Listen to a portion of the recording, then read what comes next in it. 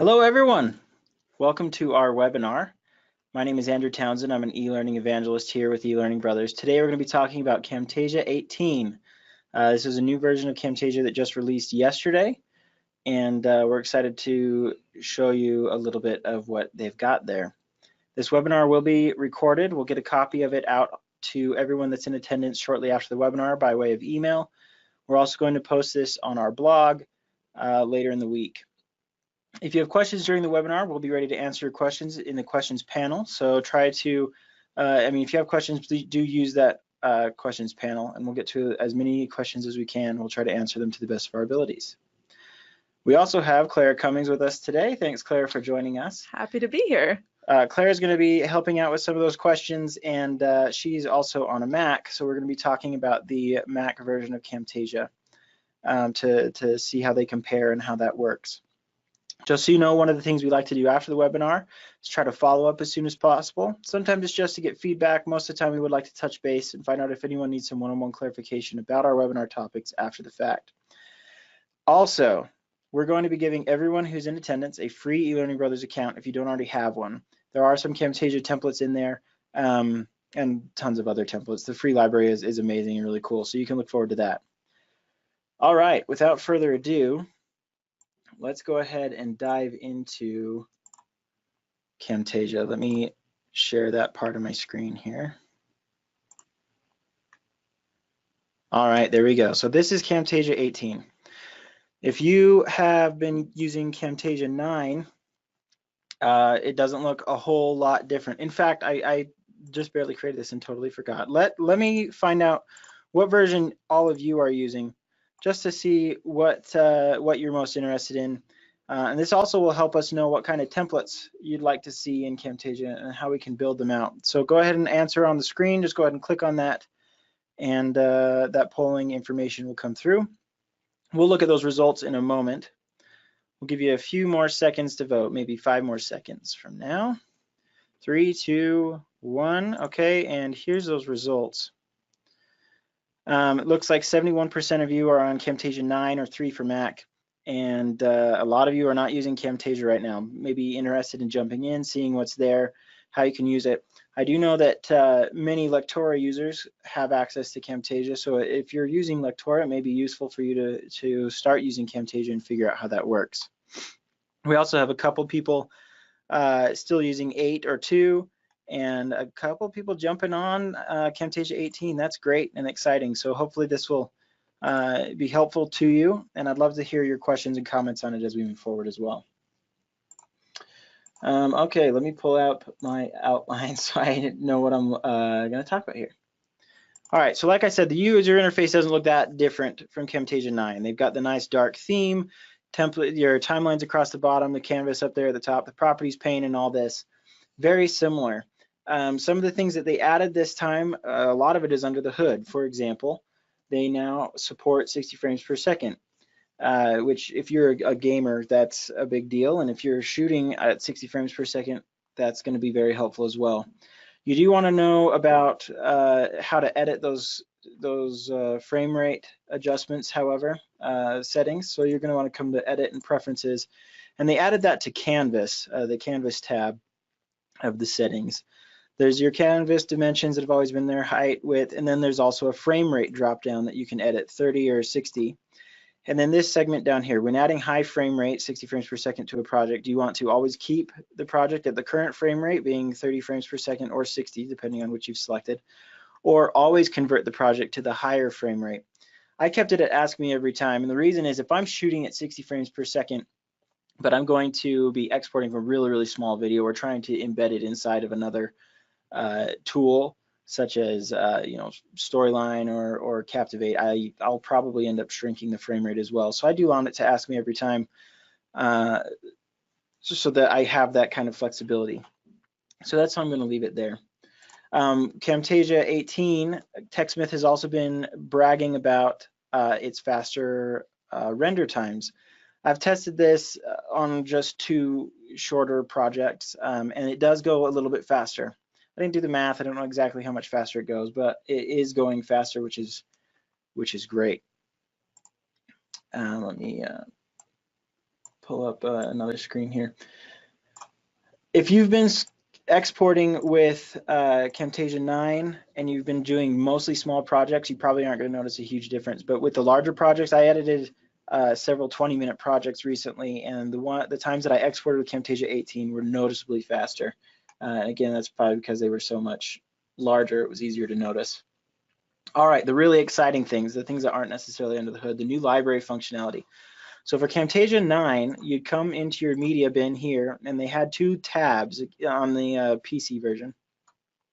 One was for your actual media bin, and one was for your library. And the library was just this big, long drop down, and you could have some subfolders and try to organize that way, but not super intuitive. What they've done is they've pulled the library into its own tab here on this ribbon, and you can now organize your library way more. So in this library, I can come and click on this drop down. It's got the default Camtasia 18 library. There's a Camtasia 9.1. It's asking it needs upgrade. It wants to pull everything that was from my previous Camtasia library, but it also includes the things that were in Camtasia 9.1. And with upgrades, it'll add more templates there. A default library. This is where if you add items to your library, it'll automatically go into that default one. And you can also create new libraries, which is what I've done here, and created one called eLearning Brothers. That's where I'm going to be placing all of my eLearning Brothers templates, all my eLearning Brothers assets. I also, creating videos for eLearning Brothers consistently, I need certain branding templates, so I have those in here as well. YouTube end screen, or bump and lower thirds, those kind of branded things. So it's nice to be able to have those in their own library. And then I also have a few templates that I downloaded from the eLearning Brothers Camtasia library, and I can click on this drop down and find out everything that's inside of it, so to kind of sub-organize. So that helps a lot. They also added a search function. If I do have a ton of assets in there, but I know what it's called or what I'm looking for, I can search the library that way. Also with eLearning Brothers assets, we try to title everything the same, lower thirds, overlays, or a half, or layouts and things like that. So if you only want to look for those things, you can use that search function and get the information that you need that way. So let's see how they work.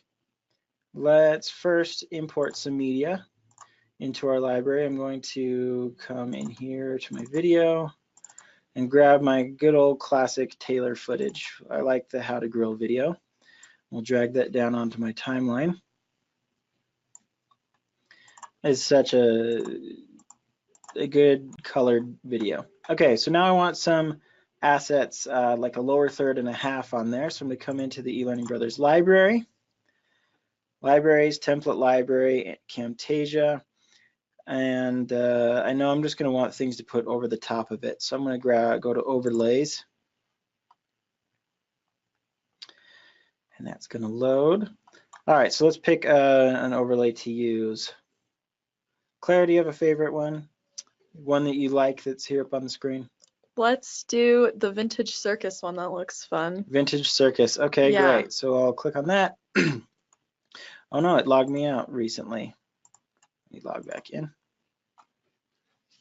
There we go. Okay, so it has the Camtasia 8 Plus library object for PC, Camtasia 3 project file for Mac, the graphic source files, and font files if I don't already have the font files that match this template. So I am on a PC, and it's for 8 Plus, which means it'll also work in Camtasia 18. So I'll click on download.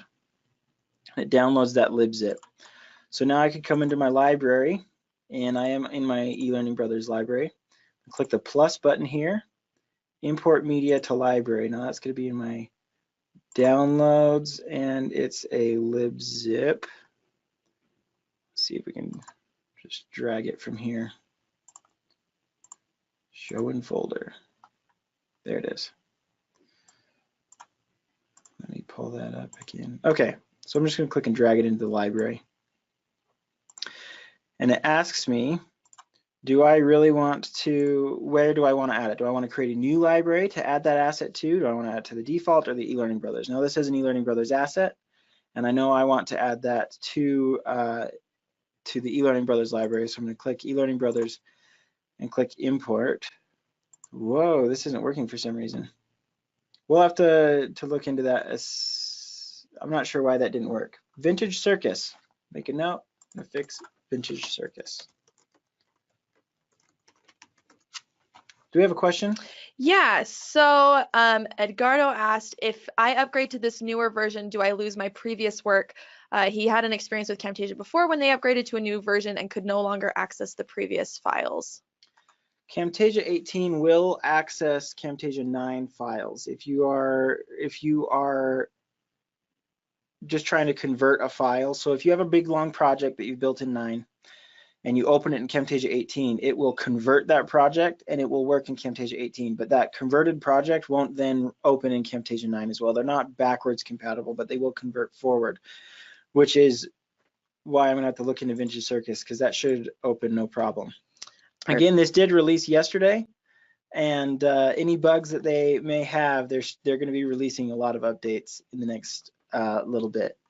And then just one more, Chris says, should you import it as a zipped file instead of trying to drag it in? Importing, so the way library objects work is they don't export as a zip file, they export as a .lib zip, built for library zip files. So clicking and dragging will work, doing the plus and then dragging those in as well, that also will work in Camtasia 18. I'm sure that I'll have to go back in and see what the issue is with the Vintage Circus, but all of these were imported that same way. We've got Rhombus, Outdoors, Daydream, and Jewel. Those are some that I brought in earlier. So I'm going to drag this Rhombus lower thirds library object down, imports just fine, and inserts there, and I can edit that the same way as I did with Camtasia 9. Double click, and I can come in and write, I'll put my name this time. And we'll put a title here, eLearning Brothers Evangelist. So yeah, I mean, easily editable by double clicking. That works just fine, importing and all that. So I can also, like you saw, I can organize these around, right click and say move to, and move it to a different library if I want. I can even copy it to a different library if I want to have the same asset in multiple places, and also sort by. So that is how the Camtasia files can be imported and then placed on your timeline. That was a huge jump for Camtasia. They've finally been able to make that library really something that's super useful. It was useful before, but now it's way easier to be able to organize and find exactly what you need. And they added that same functionality to the Mac. So we'll look at that a little in a little while. There's some other things I want to show you here. But do know that if you're on the Mac version and you're thinking, I better get all of this with my version, you do. You do get that version as well. The other thing that they've added is customizable themes, is what they call them. So let's drag this call out down. Let's say I'm putting down a standard call out here, but it needs to be branded to match, I don't know, we'll say my company, match my company theme. And we've picked out colors for a company in the branding guide. We also have acceptable fonts in the branding guide that we need to be able to access. So right here, right as I first place it down, it says theme, select theme. So I can pick the ELB theme, which is what I've created.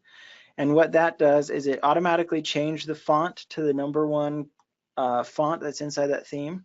And it also changes the color to the #1 color that's inside that theme, the font color of the text. You can manage themes and create new themes, foreground, background, all these different colors. You can add loads of different colors. You can change the default annotation background. We'll say it's that color. You can add fonts, different fonts that are the default. You can create new themes, rename your theme, things like that.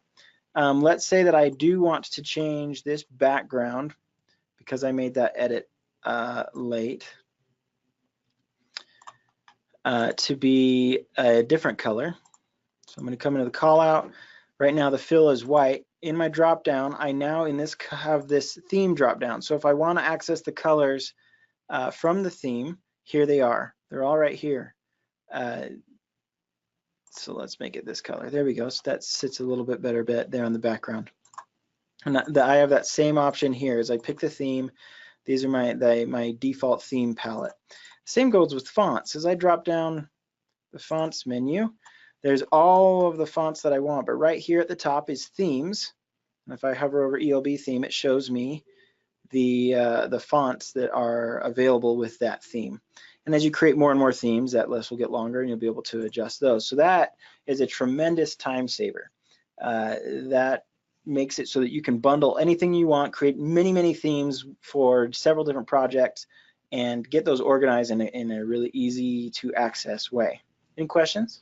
Yeah, we have one from Mark. He asks, do imported library assets carry over from project to project? When you import an object to a library, it just lives in the library. It's not in your project. Every time you open Camtasia, your entire library loads here in the side. So it has nothing to do with your project. Once you've imported it into your library, it lives in your library until you delete it. Hopefully that answers your question. Any other questions? Nope. Okay. Excellent. So customizable themes, that was a big one, especially when it comes to time savers. Another thing that they added in behaviors, so they added some new behaviors. They added the fly in, which you probably won't be able to see. GoToWebinar doesn't catch a very high frame rate, but the way it flies in, and they also added explode as a behavior. Now, behaviors can be a little bit tricky, but once you master them, they are super useful. So let's drag this behavior down onto this annotation that we created. Let's put some text in here as well. We'll call it Clara Cummings. How's that? So now that this is here in my properties menu, I have behavior properties that is here on the right. So if I click on that, I have options for an in, a during, and an out. So since I did drag the fly in there, it added the fly in for the in style and fly out for the out style, and nothing for the during. If I like the fly in, and we can, let's scrub through this, see what that looks like.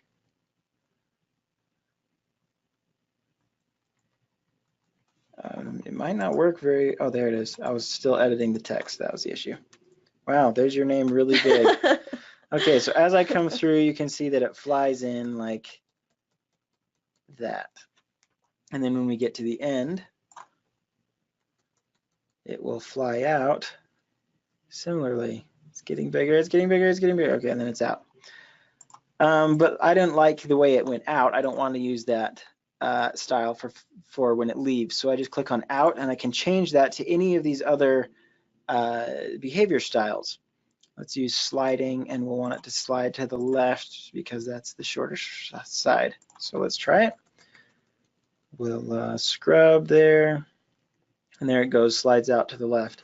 So just because you pick this behavior doesn't mean you have to use that behavior for everything. In fact, we can even change the during from none to drifting. So now while it plays out, and we'll scrub through this as well. Let's deselect it so you can really see. As we scrub through, you can see it kind of floats around a little bit and wiggles a little bit before it slides out. So the new behaviors are nice. I think the main reason they add those is because a lot of people were trying to custom build those, or at least for fly-in, and then explode is a little bit difficult to build as a custom thing. So they requested it, and TechSmith listened. Let's add this one that doesn't have a box, just has the text. We'll put eLearning Brothers, and let's make it a little bit bigger.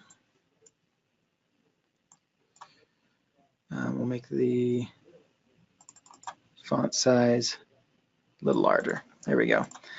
And the great part about behaviors is if you do put them down as text only, there's a lot more options that can happen. The type of behavior is now editable as a text. You can make it so it just edits as an object, so it just puts the whole thing together and edits them all together. But under the text menu, you have so many more options that make it look really, really cool. For example, this one is the explode build, so it just everything flies in from all over the place and then gets built together. See if they added a during. Nope, they left the during empty. and then exploding going out. Let's see what that looks like. Yep, it just explodes and goes right off the screen. And all of these, if you use the text only, will have a lot of cool movement options, entrance and exit options. And I'm excited to try using the explode and fly. And I don't know if I'll use explode a whole lot. It looks neat, but I don't know if it's going to fit the projects that I work in. But I think fly-in, there's a lot of potential for really cool stuff with fly-in.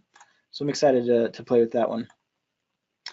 Template compatibility. Let's talk about that a little bit. So previously with the Mac version, since they didn't have a library, the way we had to export the templates that we make for Mac was we exported full projects, and it didn't accept libzip files. Now we're still trying to figure out how the Mac libzips work so we can move in to make really easily accessible templates for the Mac. However, we do have great templates that work pretty darn well on the Mac side. And so that's why we brought Clara in. And Clara, I'm going to go ahead and pass the screen over to you. Is that okay? Yes, by all means. Let's okay. Go. And let's see how these templates work on the Mac version. All right, we're seeing your screen. Looks perfect. Okay, so I'm going to log out of Jill's account here. Not sure why that's logged in, but let me log into my account. So just again, from the normal eLearning Brothers site, just this login button in the top, logging on in, and we're going to come here to the template library, down to Camtasia. And we are just going to pick any one of these. I particularly like this Daydream one, so we're going to download that one. Just click on it, and I'm going to grab the Camtasia 3 file and just hit download. Okay, you can see here, when I click that, it unzips the file. And then if I just come into my Finder here, you can see that unzipped file right here at the top. And I'm going to come down to this .tsc proj file and open that up and just hit convert. I've converted Daydream Transitions. That's a fine name with me. And we are going to open it up here while it loads. Perfect. Okay, so now we've got all of the things here, and we're just going to come down and grab these two. And like Andrew hit on pretty heavily earlier, we're going to add to this new library feature, and I'm going to title it ELB, and this one was Daydream. So I'm going to just create a library for Daydream because we can organize it that way now if I so desire. And we're going to add it, and now we've got our ELB Daydream, and then here's my other ELB library. So that's what we're looking at for Mac. Let's try something also in here. Will you mind clicking next to library where it says default? Click on that drop-down menu, and then click the very bottom one. Create new library. And so let's name this one something cool. That is the coolest thing you could name it. eLearning Brothers Awesomeness. Love it. And now, as you go, so now in your drop down, go back to your default. And you can right click on those, highlight them both, right click on, and then say copy to or move to, and to your brand new library. So that's a really cool way. Let's say you're starting a brand new project and you know you're going to be using some of the assets from another library. You can select just those ones and move them into your new library, so it's really easily accessible. TechSmith has really picked up how time-saving Camtasia can be. I mean, with the theme and these library options. Sorry, I just wanted to point that out, that you can really move them around. I didn't show it, and I feel like I should have. No, we're all good. So now that they're in her library, she can open those, and like I said, those aren't attached to any project. Those are now part of her library, and every time she opens Camtasia 18, those will be there. I'm seeing a few questions that have popped up since we've taken over here. Can you change the default on behaviors so that you don't need to change it each time you apply it? No, not yet. I wish. I have asked for that, and I'm sure lots of other users have asked for that as well. And the answer is unfortunately no. You can't create default or custom. That would be the best. And like, if I build this one behavior that I think is really great and I can save it, I wish I could do that, but that hasn't come yet from TechSmith. So I hope that answers your question, Mark. Another question here is, can you import MOV assets that you've made yourself with After Effects? MOV has been a challenge with with everybody in the media world ever since Apple said that they were going to stop supporting really the QuickTime codec. So the issue is MOV assets will work as long as they have the PNG codec running them. Now most are still using QuickTime, and for that reason it may or may not work in Camtasia 18. As I've brought in MOVs, they're still typically not supported. So if you can ensure that they have the PNG codec that's being run behind them, then they will work. I know that's not the best answer, Ben, but unfortunately that is the answer that we have right now. Okay, great. I think that's all the questions we have. That's all that we wanted to make sure that we showed you guys today, just so you know how you know that they've worked really hard to make the Mac version of Camtasia 18 work the same as the PC version. We have noticed that libzips that were exported from the PC version will open, right? Am I right? I don't remember. One doesn't open the other, so that's why we decided in our library to keep them separated, to keep the Mac and PC separated, just to make sure that you're always getting exactly what you want from the library. If you have a Mac version, you're passing your libzips to another Mac user, they'll work fine. And if you're in a PC version, you're passing your libzips to another PC, they'll work fine. But going back and forth, they're not quite there. They're closer, they're taking steps, but they're not quite there. We still are running into a lot of glitches, and hopefully that's something that they'll be able to fix as they send out patches for 18. TechSmith did announce also that they're going to be, you notice that was a big jump from 9 to 18. They did mention that as they're moving forward and releasing versions more often and trying to release patches, they're going to be naming it after the year that it was created. So if it takes them another 2 years to release another version, we'll be going from 18 to 20. That's just how TechSmith is working this time. I'm gonna take the screen back just for a moment, if that's all right, Clara. That's fine. And share this image. So we've got templates. We're working our hardest on making sure that they're going to be super compatible with 18, whether you're on the Mac version or the PC version. So do take a look at those. See what you can get. Oh, there's one thing I didn't show. Let me share this other side of my screen. Let's see. Right here. Okay, so inside of this project, if I go into library, they do have this option to download more assets. If you click on this, it brings you, let me get this over for you, to the assets, TechSmith assets for Camtasia webpage. And here they have loads of downloads. There's intros, motion backgrounds, lower thirds. There's even some stock footage, some outros, some effects. You can browse all the videos. They've got images and audio, and so there's those assets that you can add. eLearning Brothers, it has a few templates that are included in that, and they're free, so you can jump in there and grab that. I'm sure TechSmith has added some premium there that are, you know, that do cost a little bit extra, but I know they have free stuff in there that's really great. That if you've got Camtasia, I mean, you may as well go in there and download them all and add them to your library, and it would be really useful. But like I said, to see all of the assets that eLearning Brothers has got, call us, schedule a free demo. The number's there on screen, 801-796-2767. If you have questions about them, you can also send an email to info@elearningbrothers.com. We're always happy to answer any questions that you may have.